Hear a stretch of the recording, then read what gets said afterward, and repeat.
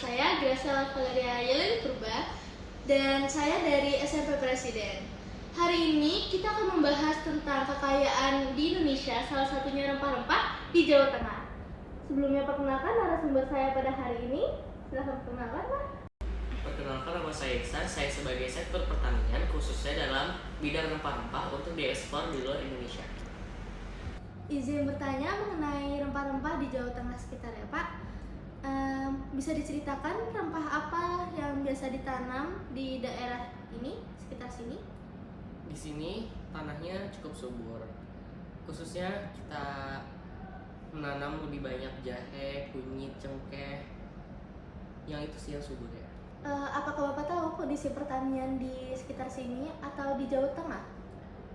Alhamdulillah, kalau di sini semenjak bulan September ini, jadi musim hujan itu udah semakin sering ya, jadi udah nggak kemarau lagi. Jadi pertumbuhan tuh subur, kita banyak panen juga belakangan ini.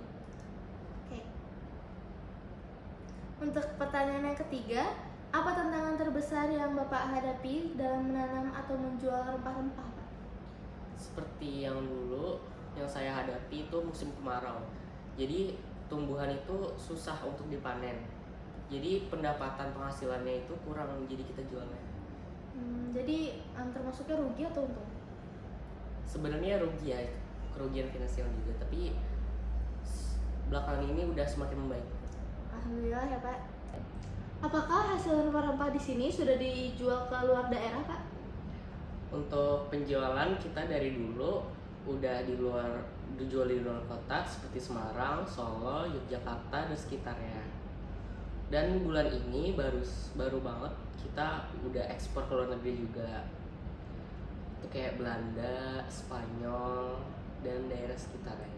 Itu bisa ekspor ke luar negeri karena emang Bapak promosi rempah-rempah di sini atau karena faktor lain? Sebenarnya faktor lain, karena saya punya kenalan teman di sana, lalu kita bikin company usaha bareng, jadi kita sepakat buat mengekspor lebih banyak lagi. Jadi ini lebih ke kerjasama atau emang membuat sebuah company? Sebenarnya awalnya kerjasama, tapi lama-lama kita bikin company baru.